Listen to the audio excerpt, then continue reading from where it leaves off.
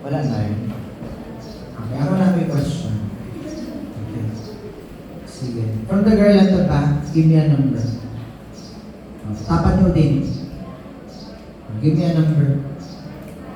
5. Left or right? Left or right? Right? 1, 2, 3, 4, 5. Stand up. What have we studied last night about urinary system? The thing that I have studied last night, the talk is all about the paired and unpaired types of organs terminals. Okay. Like? Like the kidneys and ureters are the paired, and the unpaired, on the other hand, are the urinary bladder and the urine. Okay. So, give me a number. Left or right? Right. 1, 2, 3, 4, 5, 6, 7, 8, 9, 10.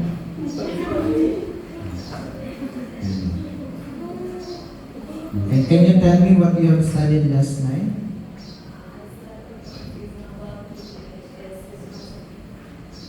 Okay, sige go. Kidney is that? Perform all The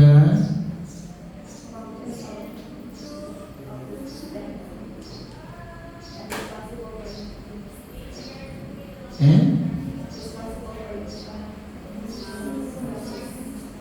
What do you mean by homeostasis? Belen. Kilala ka na. homeostasis is particularly it maintains the body's acid base, balance, and water electrolytes with normalness by extraction of basic products. Okay.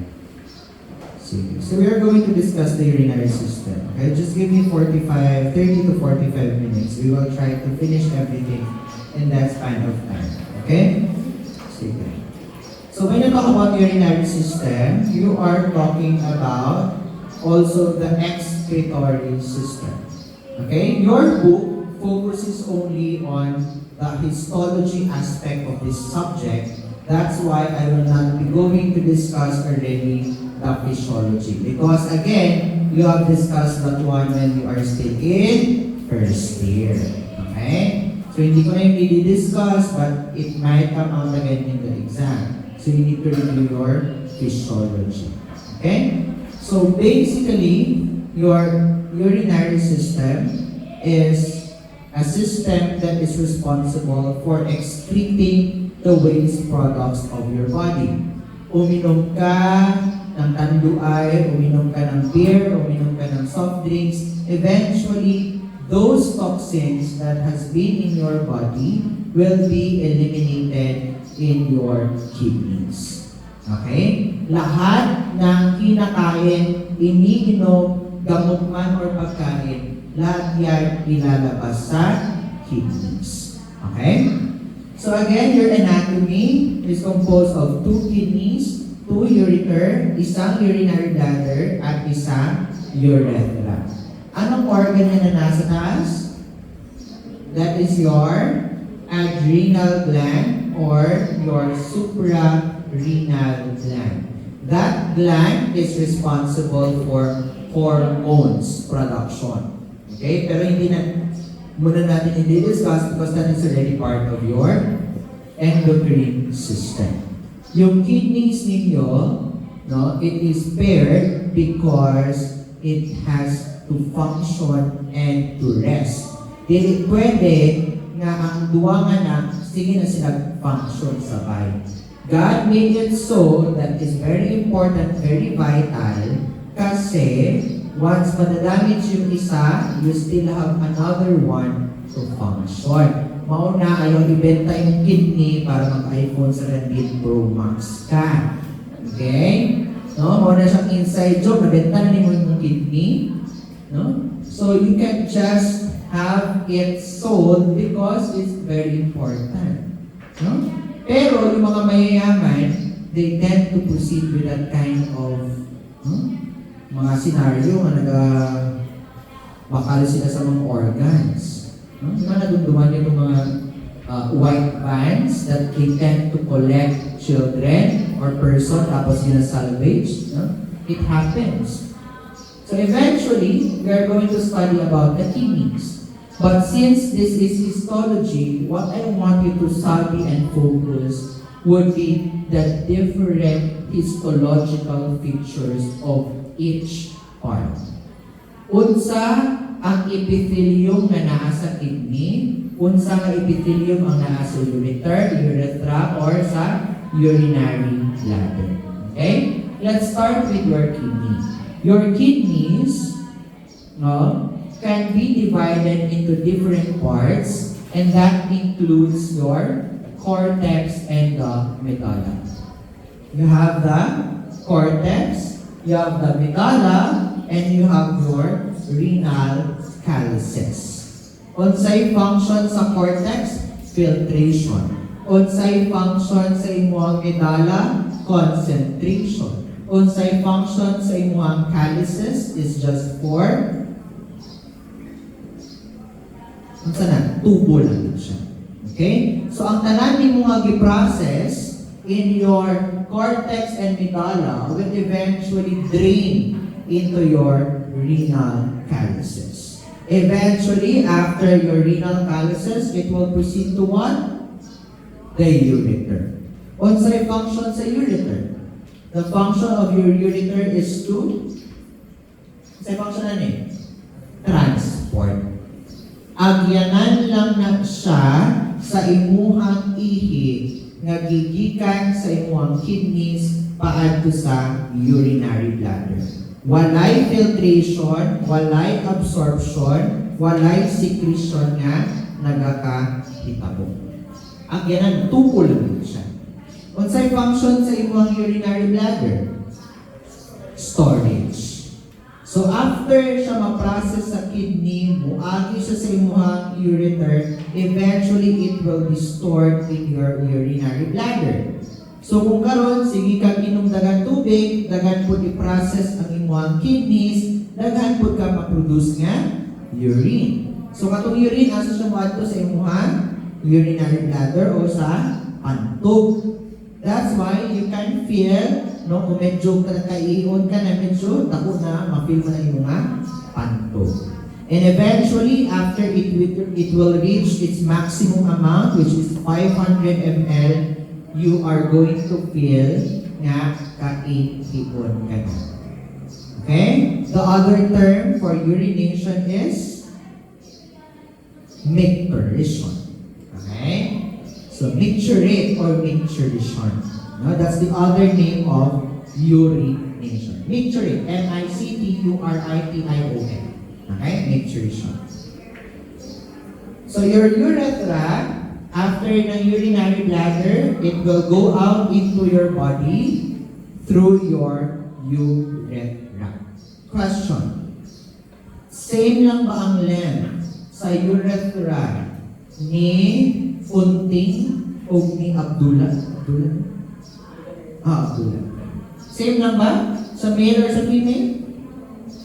Yes or no? Urethra. Again sa E. Basic. Same ba ang size? Same ba ang length? Yes or no? Kasi kita mo rin. Yes or no? Same ba ang length? Yes or no? Who says yes? Raise your hand. Who says no? Raise your hand. Maybe? Hindi ba mo sure? Asa nagagawa sa mga ipigrowa? Sa pitoy. Asa nagagawa sa mga na kay pitoy? Asa nagagawa? Wala. Sa ako biya ka ng anatomy, ha? Asa nagagawa sa iisa ba Sa urethra. No? That is separated to the vagina. So, same og lang, dili. Dili. Nga naman. Napaday mo ikog-ikog.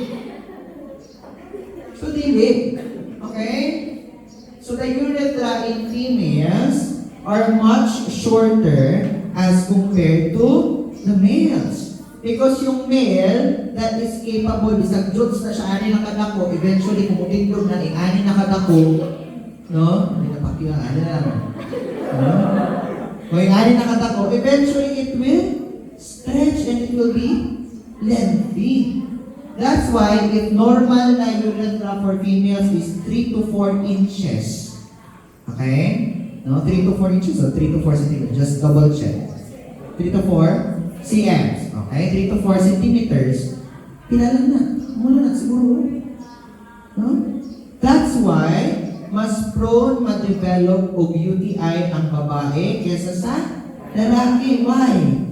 If kung ang mamugas ang babae o puwerta niya, gikan palubot pa atong bisong nga atubangan, kung sa may tabo sa urethra, it will be compromised. The bacteria can easily go to your urinary bladder, resulting to cystitis or UTI.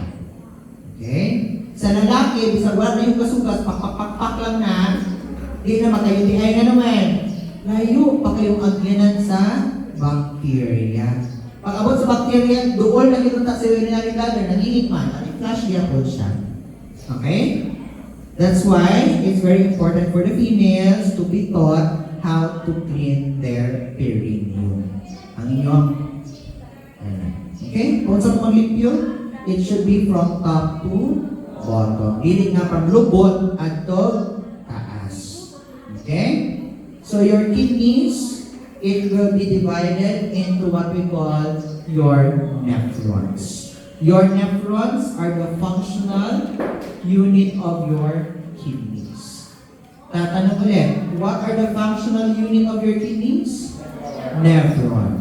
And your nephron is the one responsible for filtration, secretion, and absorption of your blood. Okay, nga naman blood of the urine. Okay? Remember that your nephron is divided into different parts. What are the 5 parts? You have the renal corpuscle, siyan siya, proximal convoluted tubule, medullary loop, distal convoluted tubule, and the collecting duct. Okay?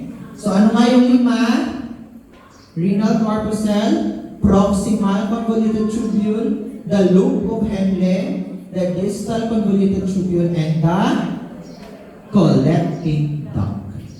Okay? So kanin 5 ni mao nang atong studyhan karong gabi, what are the specific epithelium each of that part contains. Okay? Kay lahi-lahi na silang features. Okay? Let's start with the renal corpuscle. Your renal corpuscle is also known as your glomerulus. Okay? This one is your glomerulus or your glomerular capillaries. Yung nasa palibot niya, that is what you call the Bowman's capsule. At itong sa gitna, that is your Bowman's space. Okay? Anong function do ng capillaries na yan? Okay? So if in-ani na siya, okay, tapos let's say this one is your capillaries and this is your ana, okay? Nakatungtong na siya dira ang imuhang glomerulus, nakatungtong na siya sa imuhang Bowman's capsule. Ang function sa imuhang glomerulus is to filter the blood inside the capillaries. Blood do? Yes.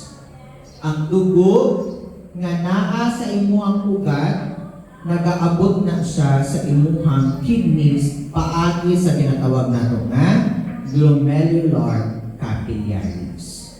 Before siya musulod sa imuhang proximal convoluted tubule as ihi, dugo sa na siya. Okay? So, unsay nakita po ito, ginasubsob sa sa imuhang Bowman's capsule ang fluid para muadto siya sa imuhang proximal convoluted tubule. Okay? So, di ba remember din yung blood na to, di ba? You have the blood. Sa kanyang parts ng blood, you have the red, o katong imuhang plasma. Di ba? Na kay mga blood components plus your plasma. Ang kanang plasma, maulang na siya ang i-filter sa imuhang glomerulus. Ang tubig, muadto na siya sa imuhang Bowman's capsule. Masulod na siya dali sa bilog. Okay? So afterwards, kung muhawa na ang dugo, ay muagil na siya, magtuyog na siya, roller coaster, eventually mugawas sa efferent artery. Okay? So unsay may tabo sa imuhang plasma afterwards.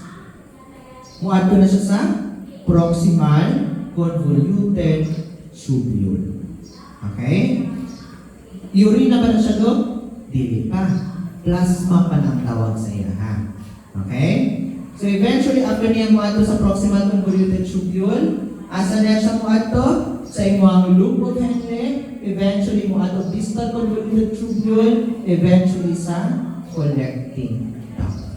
Okay? Paliwag-liwato na ito na kaya para masabtan ninyo nga ang tubig, gikan sa imong dugo, naa siya yung agyan ng mga proseso before siya mahimong ihi. Okay?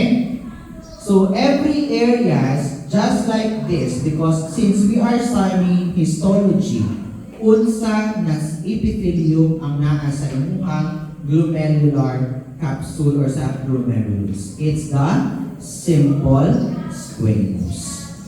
Okay? Nganong simple squamous nga fenestrated na ay buslot-buslot para paspas ang pagsala. Diba? Kaya kung gamay ang imuhang buslot, hinay mag-flow ang tubig. Kung dako ang buslot, mas paspas mag-flow ang tubig or ang pagsala. Okay? So, in your proximal convoluted tubule, which is responsible for what? Absorption. So kapag responsible sa absorption, what epithelium ang kailangan? Simple cuboidal. However, as you have observed, meron kang brush border. Okay? Anong purpose ng microvilli or brush border? Increase surface area for absorption. That's why, since ang function niya is to absorb, kailangan na siya accessory para mas paspas ang absorption, and that is your brush border or your microvilli. Okay? Next, in your loop of Henle, it's very maliit because it only contains what kind of epithelium? Simple squamous.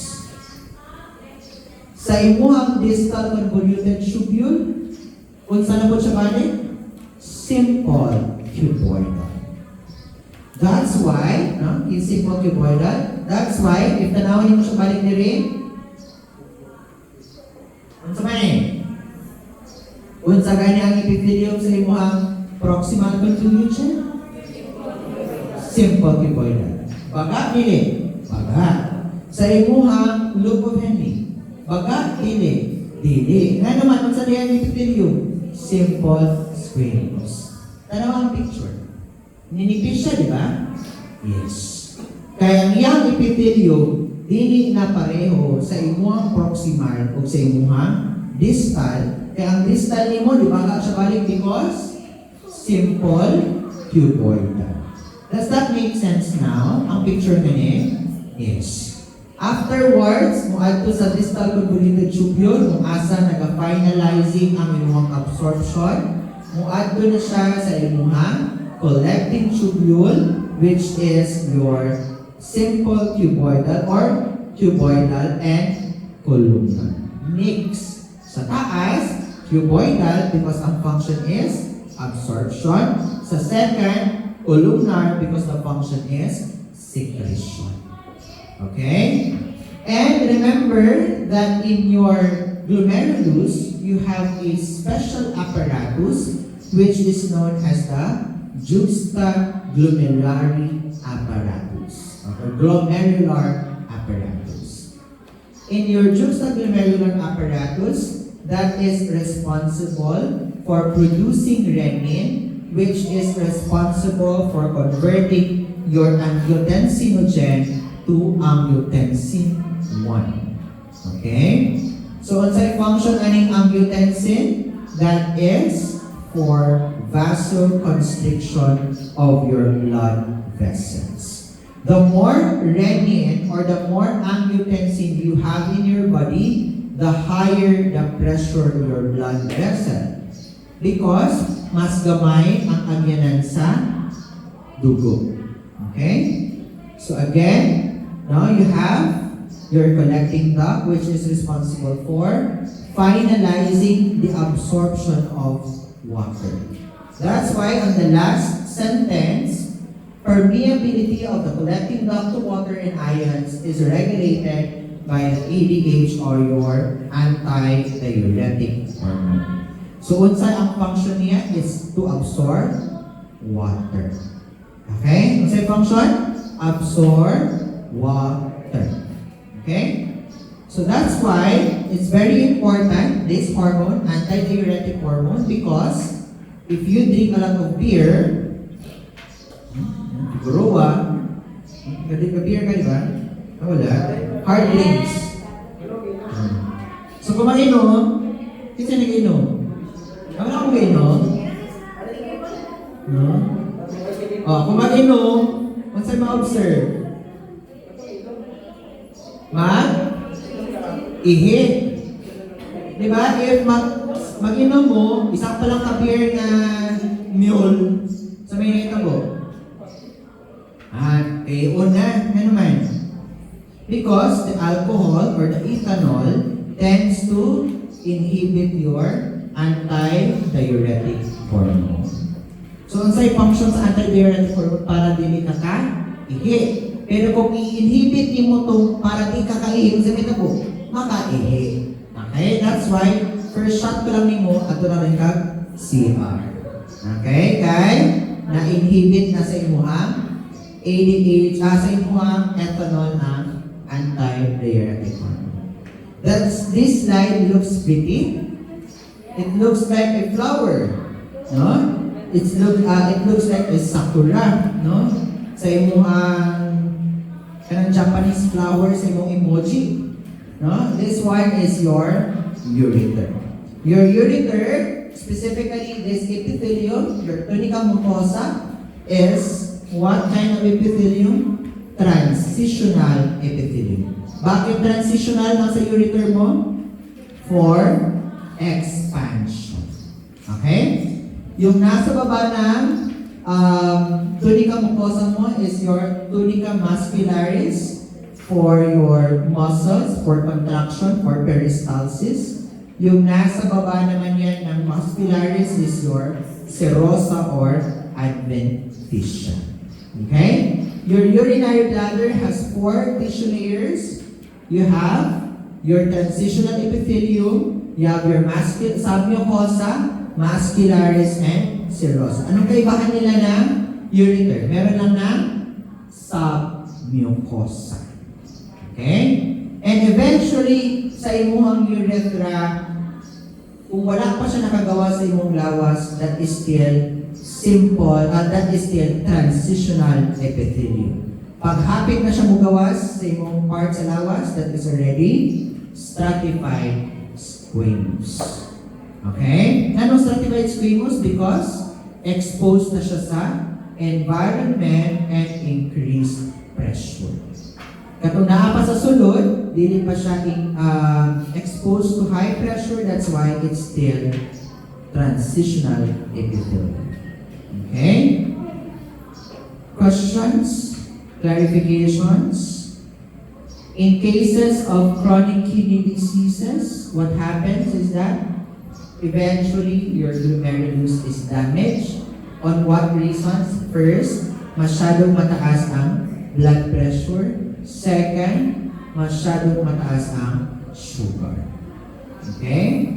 So again, if exposed food ka sa mga toxins like drugs, energy drinks, you tend to develop CKD faster as compared to other individuals. Okay? Dok, nakaka-kidney disease ba o nakakapag-dialysis ba ang pag-inom namin ng Sting at Cobra? Yes.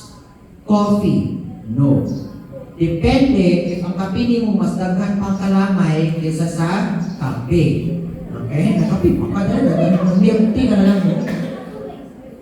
So remember, Dok, ana akong mama, di na ko mo inom og tambal pang high blood or di mo inom akong mama pang tambal pang high blood kay makadaog daw sa kidneys.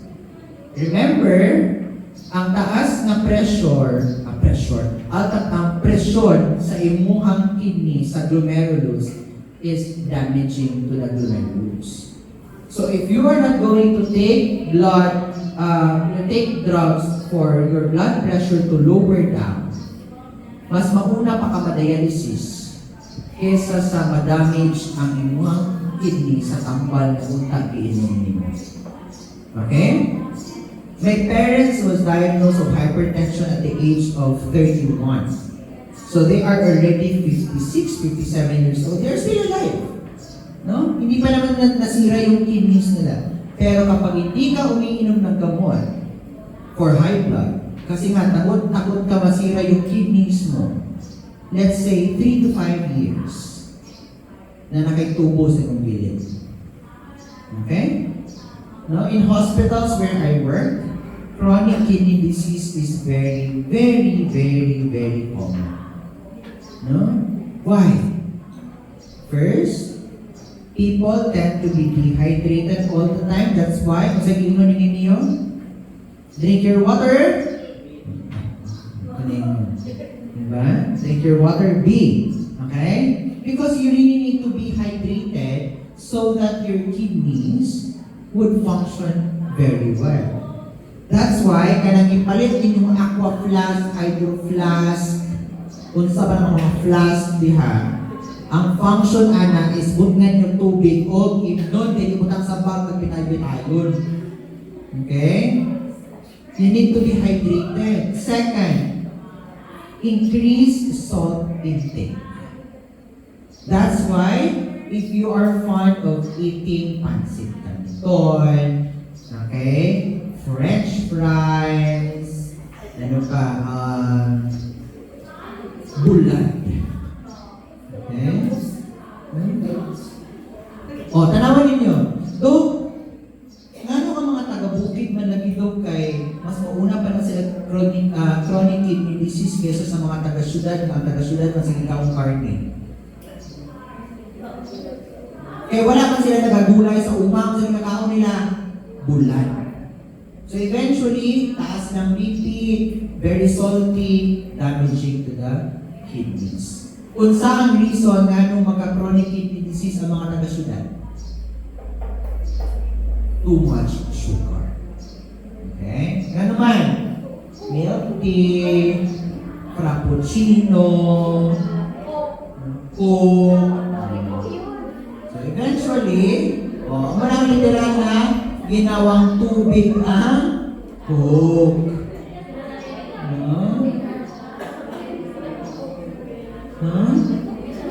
So you need to be very careful of what you drink, ha? Especially, remember, if your mother or father has chronic kidney disease, the more chances you are also going to develop.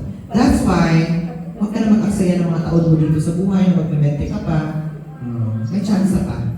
Okay?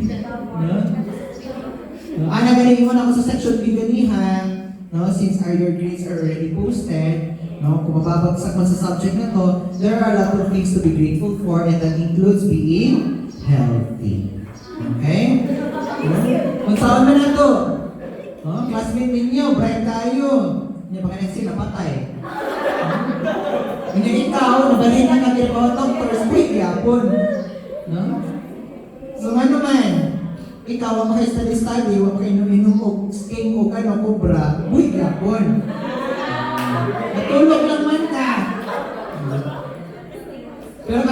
expect ng mga self-study, wala yung tulog-tulog, nag-cobra, nag-stay, na hindi nakabot sa second sem. Sino inom? Isa din ang fun ng ano, mag-inom o steak o cobra. Come. No, you need to be very conscious, No? What's the most effective na pampabugtaw when you are going to study? Diba? Diba? What I teach my students, hindi kasi yan effective yung mga drinks. Wala yan eh. You are going to waste your money and you're going to damage your kidneys. What you are going to do is drink a lot of water when you study. Why? Eventually, sige ka tinumog tubig, kung sabi tabo, bisang katulunod ka, sure yun kung umatagit ka. Ano man, mayroon man. Kung saan sa buhatan mo para makita ni mong orasan, para dili ka mabalik kong higdaan, nakuha mo yung mga alarm, or nakuha mo itong ang clock. Kaya para pag iinin mo pabalik mo, na-stress na. Di ba? Mata nakaditso. No? Pero, if sige na nag-inom mo stain, amutan yung ka-100 yung classmate next time. Okay na po, pero useless, kay madiliyot, matagin mo inom. So, hindi ka pa mag-effect. So, gitamit siya mong kidneys, nag-ihi, pag-ihi ka. So, dito na lang kasi nag-ihi na lang ka. Okay? So how do you study ba? You need to improve your study habits because eventually when you will become third year, nakikita niyo yung mga third year ngayon, how they are very hard. No? Hindi pa yan full blown because hindi pa ako ganun ilang highest score ganyan sa IS? 69. Sa laboratory. Sa lecture. So dili pa yung naka-stressful ang subject na ako sa second sem because dagan pag subject na mas makapa-stress. Okay? So I just give them my subject. All you have to do is just study well. Okay? That's why, if nakita niyo yung grado of prelim sa mga third year, wala bagsak na. Pero kamot lang ka. Wala papulag yan. So, if you have low grades in prelims, again, that is not yet the end. We still have your lab exam tomorrow. All multiple choice questions, only 60 points. No? So I want you to make the most of it. You study the slides. You search for the pictures in Google. No? So I think, ano na naman dun eh? 35 na naman dun may picture, 25 multiple choice na general. Okay? So I want you to study because pambawi yung laboratory, no? Kasi sayang din naman. No? Highest score actually for the lecture is 94. No? So, yeah. Madali na yung exam. Okay?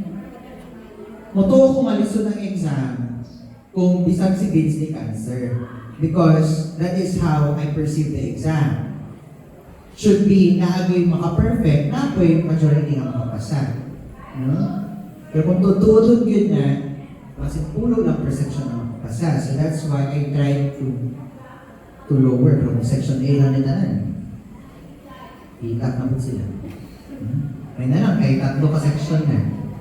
Nila ka, diba? No? So you need to improve because nandyan naman sa libro lahat, yes or no? So all you have to do is just study. Okay, marami tayong mabuhat na yan. All you have to do is just study.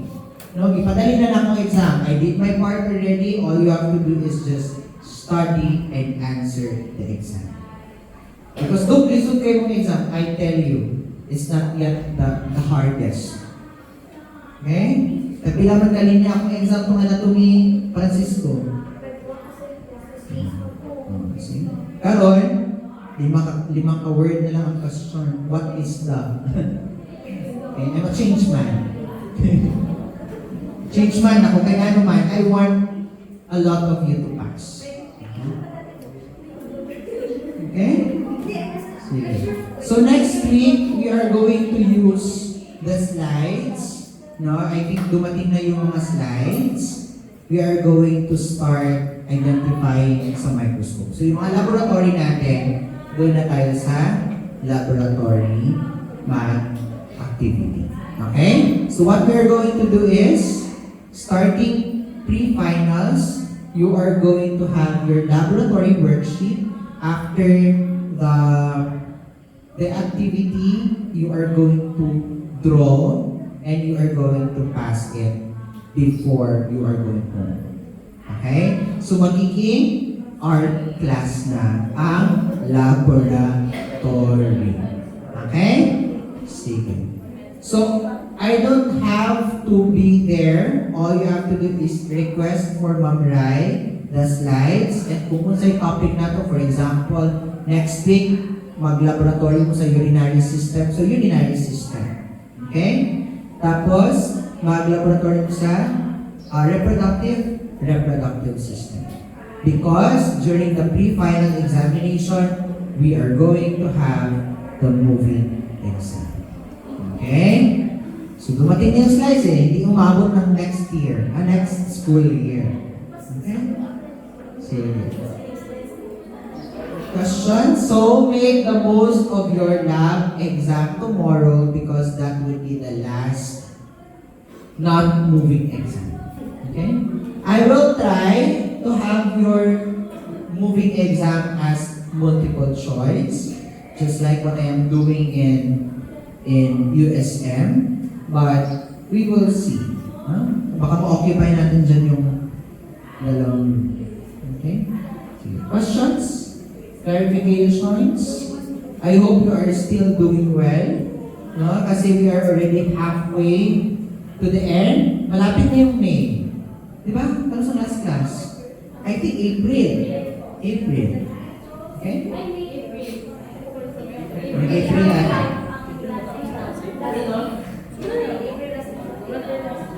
Sige. So, hapit na lang. That's only 8 weeks.